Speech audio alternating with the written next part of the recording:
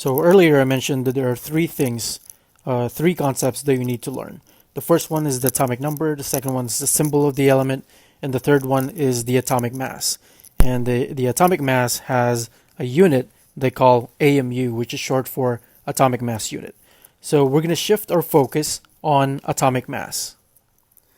So what is this thing they call atomic mass? So atomic mass is basically the weighted average mass number of all the isotopes of a given element based on each isotope's natural abundance.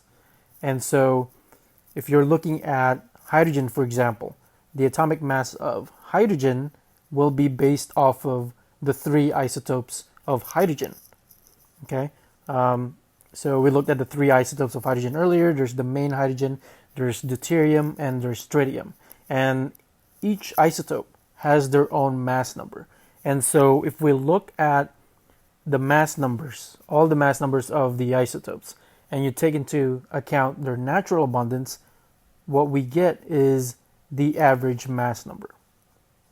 And I'll show you how to calculate this atomic mass given the mass numbers of the isotopes along with their natural abundance or their percentage in nature.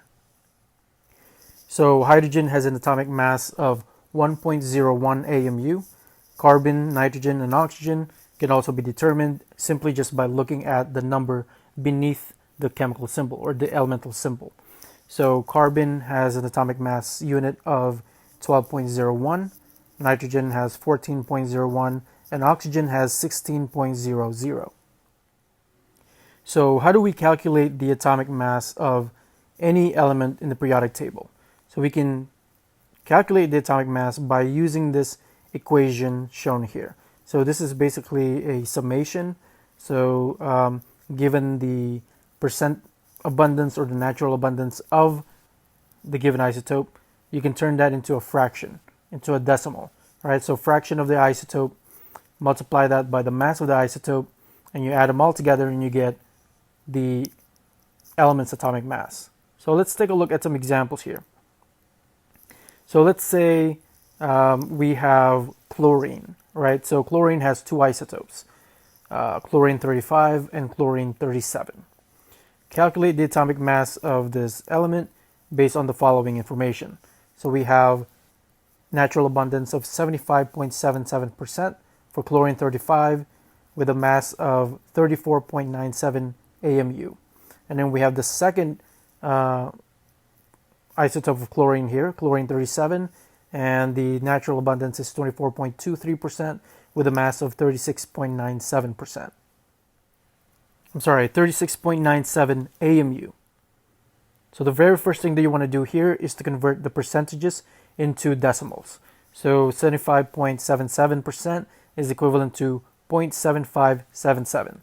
So all you have to do is move that decimal point to the left, 2 places to the left, or divide 75.77 by 100, and you get this number 0.7577. And you can do the same thing for the second one. So 24.23% becomes 0.2423. And the next thing that you want to do here is to multiply the natural abundance by the mass of that specific isotope. So we're given 34.97 AMU for chlorine 35, and so we're going to multiply 0.7577 by its mass. And we get 26.4968 AMU for chlorine 35. And we're going to do the same thing for chlorine 37. So we're going to multiply 0.2423 by its mass, which is 3697, and we get 8.9578 AMU. Now, in order to calculate the atomic mass, all you have to do is add these two numbers together. And when you add them together, you get 35.45 AMU, which is the atomic mass of chlorine. Let's take a look at another example here. Calculate the atomic mass of copper based on the following information. So we're given two isotopes of copper. We have copper 63 and copper 65. The natural abundance of copper 63 is 69.17% with a mass of 62.9291 AMU. Copper 65, on the other hand, has a natural abundance of 30.83% with a mass of 64.9278 AMU. So the first thing that you want to do here is to convert the percentages into decimals. So the first one is 0.6917 and the second one is 0.3083. And all you have to do now is multiply these decimals by the mass of the isotope. So for the first one, we have 0.6917, and you're going to multiply that by 62.9291. And for the second one, multiply 0.3083 by the mass, which is 64.9278 AMU. All right, and we get these numbers right here. And in order to get the atomic mass of this metal copper, add the two numbers together and you get 63.55 atomic mass unit. So this is the atomic mass of the element copper. So if you have two hydrogen atoms that are bonded together, what you have is a hydrogen gas. And a hydrogen gas is an example of a molecule. And when you look at the periodic table, a single atom of hydrogen has an atomic mass of 1.01. So that means that a hydrogen gas molecule has a total of 2.02 AMU. And so this total atomic mass is what they call the molecule's formula mass. Okay, so by definition, a formula mass is the average atomic mass of an individual molecule or formula unit. And we'll talk about formula units in a different chapter. So again, formula mass is the sum of the atomic masses of the atoms in a single molecule or formula unit. And a formula mass is also known as a formula weight, molecular mass, or molar mass. So depending on what textbook you're using, it could be any of these. But I want you to take note of the last one down here, the molar mass. So we're going to be using this terminology throughout the textbook or throughout the course. So here's an example. Calculate the formula mass or the molar mass of water. And you're given the chemical formula of water here. It's H2O. So how do we calculate the formula mass or the molar mass of this molecule?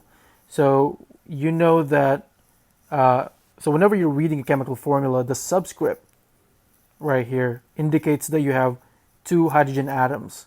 And if you don't see any subscript here, it's implied that you have one oxygen atom. So we have two atoms of hydrogen and one atom of oxygen.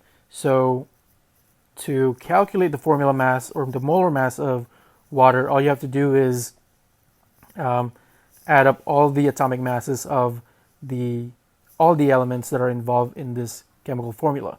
And so all you have to do is multiply the atomic mass of hydrogen, which is 1.01, and multiply that by 2 because you have two hydrogen atoms. And then you're going to add 16 AMU because you have one oxygen atom. So add them all together and you get 18.02 AMU. So this is the formula mass or the molar mass of water. Here's a few more examples. Again, if you want to try this out yourself, you can pause the video. Determine the formula mass or the molar mass of the following compounds. So the first one here on the left, we have K2CO3, which is potassium carbonate. In order to calculate the formula mass, you have to look at the periodic table and see what the atomic masses are for each of these elements shown here. So we have potassium, carbon, and oxygen. So we have 2 atoms of potassium, 1 atom of carbon, and 3 atoms of oxygen. So look up the atomic mass of potassium. That's 39.10 AMU. And because you have 2 potassium atoms, you're going to multiply that by 2. And then you're going to add the atomic mass of carbon, which is 12.01. And then add 3 times the atomic mass of oxygen, which is 16.00. All right, so add them all together and you get 138.21 AMU for potassium carbonate. The second compound here is called formaldehyde, and it has the chemical formula H2CO. So this tells you that you have 2 atoms of hydrogen, 1 atom of carbon, and 1 atom of oxygen. So all you have to do now is look at the periodic table and see what the atomic masses are for these elements. So for hydrogen, we have 1.01 AMU. You're going to multiply that by 2. And then add carbon, which is 12.00 AMU. And add oxygen with an atomic mass of 16.00. Add them all together and we get 30.03 AMU. The third example here is called sodium carbonate. And you can see that it has 2 sodium atoms, 1 carbon atom, and 3 oxygen atoms. So looking at the periodic table, the atomic mass of sodium is 22.99. So you're going to multiply that by 2 because you have 2 atoms of sodium. And then you're going to add 12.01, which is the atomic mass of carbon, plus 3 times 16 for oxygen. So altogether, that gives us 105.99 AMU. And the last one here is called magnesium nitrate. So when you have parentheses over here, this means that you're multiplying all the elements inside the parentheses by the number outside. Okay, so we have 2 outside the parentheses, so that means that you're multiplying the nitrogen and also the oxygen by the number 2. And so magnesium has an atomic mass of 2431, and here we're multiplying the number of nitrogen by the subscript number 2, so that means we have 2 nitrogens total, and you multiply that by the atomic mass of nitrogen, which is 14.01, and then we're going to multiply 2 and 3, and that equals 6 total oxygen atoms, multiplied by the atomic mass of oxygen. And altogether we get 148.33 AMU. So chemists often need to know the number of atoms in a given sample. You actually don't have to be a chemist. Any scientists who are dealing with chemical reactions need to know the number of atoms in a given sample. And the reason behind this is because chemical reactions happen between atoms. If you want to know how much product you can make or how much product you can synthesize, we need to know the total count of atoms for a given element or molecule. And we can count the atoms by simply weighing the sample. And so because we're dealing with a number of atoms, a number of molecules, we often deal with large numbers. And so if we have large numbers, we have to use large units. So let's go back a little regarding units. So if you have 1 dozen roses, that means you have 12 roses. If you have 2 dozens, you have 24 of whatever that item is. If you have 1 light year, that's equivalent to 5.9 times 10 to the 12 power number of miles. So if you have 5 light years, that's 2.95 times 10 to the 13th power number of miles. So that's an extremely long distance. So a light year is basically the distance a light travels in 1 year. In chemistry, we use this unit they call the mole, okay? MOLE. And the abbreviation for this unit is MOL. So 1 mole is equivalent to this numerical value here. So it's a huge number. It's 6.02 times 10 to the 23rd power. And so if you have 1 mole of marbles, that means you have this many marbles, 6.02 times 10 to the 23rd power. If you have 1 mole of money in the bank account, that means you have this much money in your bank account, and you'd be the richest man in the world or richest woman in the world. So if we have 1 mole of carbon atoms, that means you have 6.02 times 10 to the 23rd carbon atoms.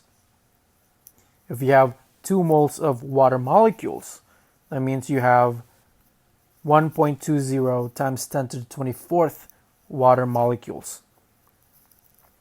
Okay, so you basically multiplied 6.02 times 10 to the 23rd by 2, and you get 1.20 times 10 to the 24th power.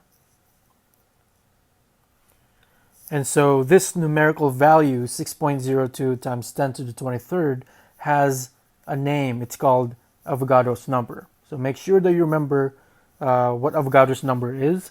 You should memorize this value, and that 1 mole is equivalent to Avogadro's number, which is, again, 6.02 times 10 to the 23rd power. So we mentioned earlier that we count the number of atoms by weighing. And how do we count atoms by simply weighing the sample?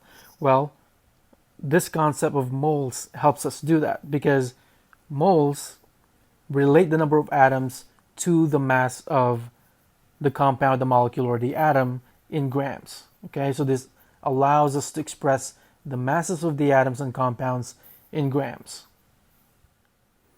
For example, let's look at a single carbon atom. And we know that the atomic mass of a single carbon atom is 12.01 AMU, atomic mass unit. And one atomic mass unit is actually equivalent to this value shown here. So this is 1.66054 times 10 to the negative 24th gram. So it's extremely lightweight, right? So 1 AMU equals this number. And so if you were to multiply one carbon atom by the atomic mass unit, you get 12.01, and you multiply this atomic mass by 1.66054, then you get the mass in grams for a single carbon atom. Now, if you multiply that mass of a single carbon atom by Avogadro's number, 6.02 times 10 to the 23rd power, then you get the mass of 1 mole of carbon atoms, which in this case, 12.01 grams. All right, so there are two ways to describe mass of a compound, an element, or a molecule. So the first one is via the atomic scale. And for example, for carbon, we have 12.01 AMU. The second way to describe mass is via laboratory scale. Okay, so that same mass is equivalent numerically, but different units. So in this case, we have 12.01 grams per 1 mole. Okay, so these are the two ways to describe mass. Again, the only difference is their units. So one is in AMU and the other one is in grams per mole. So the one on the left is what they call the atomic mass, because the symbol or the unit is AMU, atomic mass unit. The one on the right is what they call the molar mass, because you're given, or the unit is in mass, right? Mass in grams per 1 mole, hence molar mass. So let's look at some examples here and determine the formula mass, the molar mass, and the mass of 1 mole of substance. So the first one is carbon dioxide, CO2. How would you calculate the formula mass for this compound? So again, carbon, you have 1 carbon atom and 2 oxygen atoms. The formula mass of carbon is 12.01. And then we're going to add 2 times 16 because we have 2 atoms of oxygen, and this gives us 44.01 AMU. The molar mass of this compound then is numerically equivalent. So we have 44.01, but instead of AMU, we have grams per mole. All right, and the mass of 1 mole of carbon dioxide molecule would be equivalent to 44.01 grams. Okay, because again, this is 44.01 gram per 1 mole of the compound.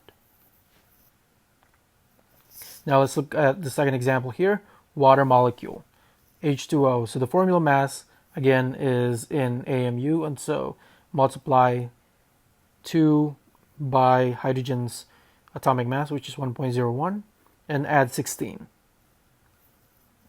and that gives us 18.02 atomic mass unit. The molar mass then is 18.02 grams per mole.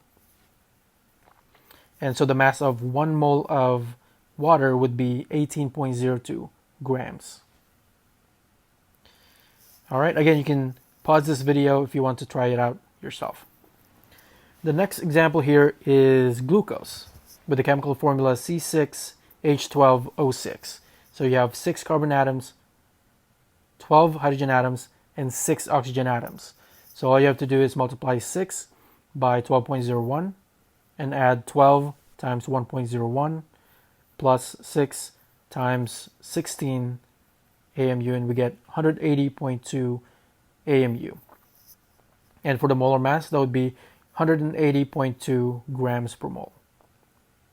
And that gives us 180.2 grams for the mass of 1 mole of glucose. And here's for oxygen gas and argon gas. So this next concept that you're going to learn is extremely important because you're going to see this again over and over in the later chapters. So make sure that you understand this concept. So how do you convert between grams, number of moles, and number of particles? Okay, and particles can be number of atoms or number of molecules. So here you're going to learn how to convert from grams to number of moles and vice versa. And whenever you're converting between the two, you need one important piece of information, and that is the molar mass. And that's why you learned about molar mass in the beginning, how to calculate the molar mass or how to determine the atomic mass of a specific atom and then add them all together to get the molar mass. So let's say, for example, 10 grams of water, 10 grams of H2O. How do you convert this to number of moles of H2O? Well, the first thing that you want to do is determine or calculate the molar mass of H2O. All right, so again, the first step is determine the molar mass of water. And so the molar mass of H2O can be determined by looking at the periodic table and the atomic masses of the elements in the chemical formula. So we have 2 atoms of hydrogen and 1 atom of oxygen. So you multiply 2 by the atomic mass of hydrogen, which is 1.01, and then add 16, which is the atomic mass of oxygen. So in this case, we get 18.02 grams per mole of water. And then the second step here is to set up your dimensional analysis, which is what you learned in chapter 1. And we're given 10 grams of water, and so you're going to write down what's given. So we're given 10 grams of water, and then set up your dimensional analysis and use the information that you calculated regarding the molar mass. So we're going to put grams at the bottom and the number of moles up top. And so the molar mass is 18.02 grams per 1 mole. So we're going to put 18.02 in the denominator and then 1 mole up top. So here you can see how the units cancel out. So grams will cancel each other, and what's left is the unit that you want, which is moles. And so plug this into the calculator, 10 times 1 divided by 18.02. And this gives us 0.555 moles of water. All right, so let's look at another example here, but this time we're converting from number of moles to grams. So because we're still dealing with moles and mass, we still need the molar mass of the compound. So let's say we have 0.125 mole of water. How do you convert this to mass in grams? So again, the first step that you want to do here is to determine the molar mass of water. And since we already have that, it's 18.02 grams per mole. And the next step here is to set up your dimensional analysis. We're given 0.125 moles of water. Set up your dimensional analysis. This time we're going to put moles at the bottom, right? The opposite of up here. So we're going to put moles down here at the bottom. and the mass in grams up top. All right, and because we have the molar mass in grams per mole, we're going to put 18.02 grams here and 1 mole here at the bottom. And now the moles will cancel each other out, which leaves us with the unit that we want, which is the mass in grams. So 0.125 times 18.02 divided by 1, and that gives us 2.25 grams of water. Okay, so here's another example here, which converts from grams to moles.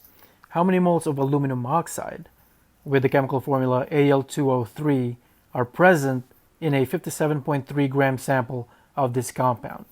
All right, so again, when you're dealing with problems like this, the first thing that you want to do is to determine the molar mass of the compound.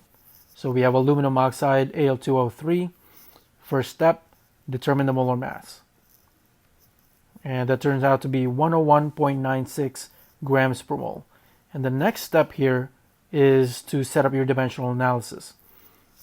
And you're given 57.3 grams of aluminum oxide. So that's going to be our starting point when setting up the dimensional analysis. And we want grams at the bottom, right? So that would be 101.96 grams down here, and then 1 mole up top. And you can see how the grams cancel each other out, and we're left with the unit that we want, which is the number of moles. So 57.3 times 1 divided by 101.96, and that gives us 0.562 mole of aluminum oxide. So here's a few more examples that you can try on your own. Again, you can pause this video if you'd like to give it a shot. Find the mass of each of the following. So we have the number of moles of the substance, and you have to convert this to mass in grams. So the first one is 6.20 moles of silicon, next one is 5.3 moles of molecular bromine, and the last one is 1.83 moles of ammonium carbonate, and you're given the chemical formulas here. And here are the answers. So the first one is 174 grams of silicon, and how did we get this? Well, you started out with 6.20 moles of silicon, okay? And then you determined that the molar mass of silicon is 28.09 grams per mole. So you can see how the unit moles cancel each other out, and what's left is the unit that you want. So 6.20 times 28.09 divided by 1 gives you 174 grams of silicon. And the next one here, we started out with 5.3 moles of molecular bromine. And so you can see that the molar mass of the molecular bromine is 159.8 grams per mole. So again, you can see how the units cancel each other out, and what's left is the unit in grams. So 5.3 times 159.8 divided by 1, and that gives us 850 grams of bromine, molecular bromine.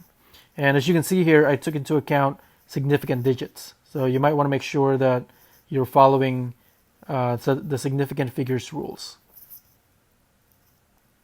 And the last one here is 176 grams of ammonium carbonate, and this is how it's calculated or determined.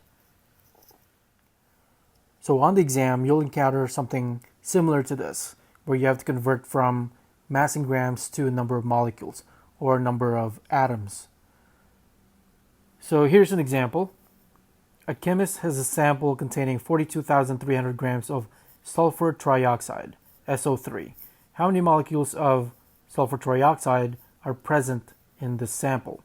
So again, you're given the mass of the molecule in grams, and you have to convert it to number of molecules.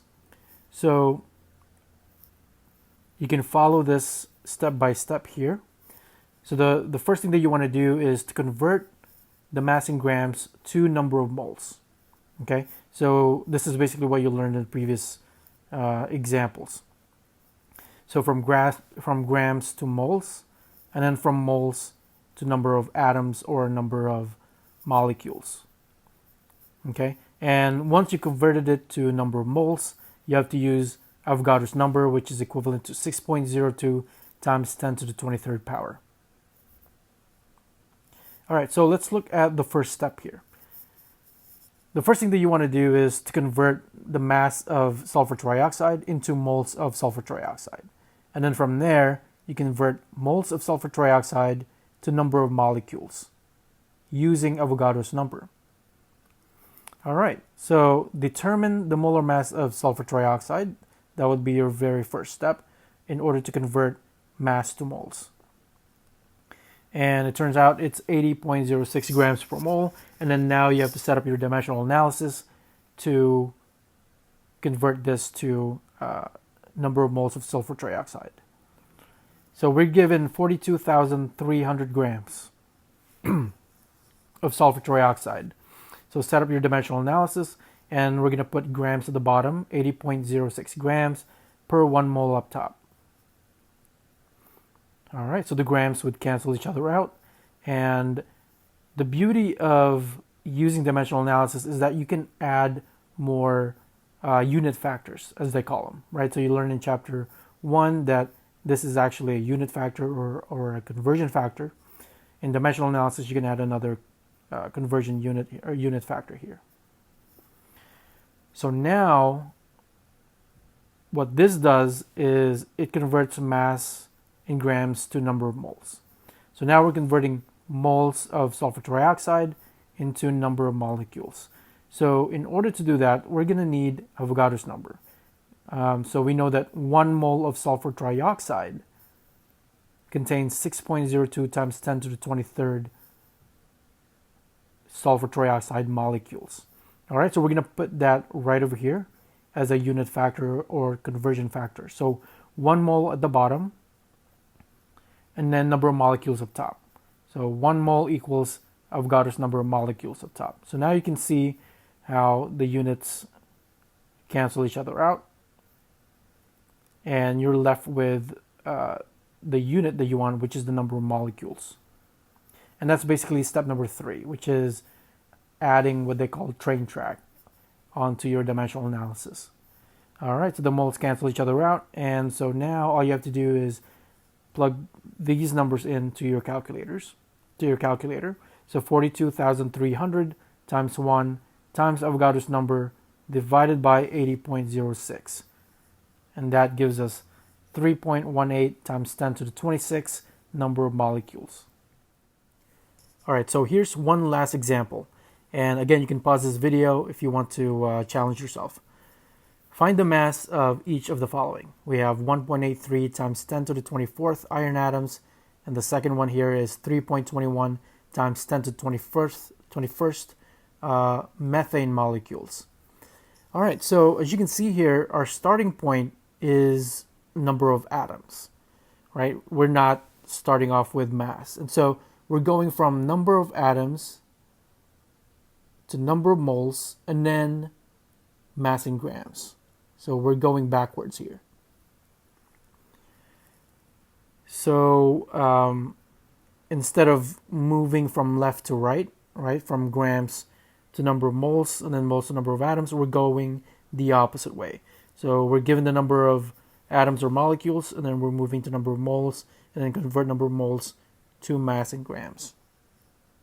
All right, so the first thing that you want to do here is to basically write down what's given. So we have 1.83 times 10 to the 24th iron atoms. So iron has the symbol Fe in the periodic table. So again, this is our starting point here, number of atoms. And we're going to write down what's given. So that's our starting point, 1.83 times 10 to the 24th iron atoms. So we're going to set up our dimensional analysis here. And so because we're starting off with number of iron atoms, we're going to put number of atoms down here at the bottom. And from number of atoms, we're going to convert to number of moles. And so we're going to put number of atoms here at the bottom and number of moles up top. So in that case, we're going to use Avogadro's number down here at the bottom, 6.02 times 10 to the 23rd power, and that's equivalent to 1 mole. And you can see how the number of atoms would cancel each other out. And we're going to add another train track here that allows us to convert from number of moles to to mass in grams. So we have moles here, and we're going to convert that to mass in grams. All right, so the number of atoms cancel each other out, and the molar mass of iron is 55.85 grams per mole. So now you can see the atoms canceling out, the number of moles canceling out, and what's left is the mass in grams. So in your calculator, plug in 1.83 times 10 to the 24th power times 55.85 divided by Avogadro's number. And this gives you 170 grams of iron atoms. So with this one, I didn't really take into account significant digits. So there should be a total of 3 significant digits here. So you can report this as 170 or 1.70 times 10 to the second power. All right, so for the second problem here, we have 3.21 times 10 to the 21st methane molecules. So again, we're going to use Avogadro's number here. So we're going to put Avogadro's number at the bottom, and that equals 1 mole. And then for the second train track, we're going to use the molar mass of methane, CH4, which in this case it's 16.05 grams per 1 mole. So now you can see the number of molecules canceling out and the number of moles canceling out as well. And so plugging in all the numbers in your calculator, we get 0.0856 grams of CH4.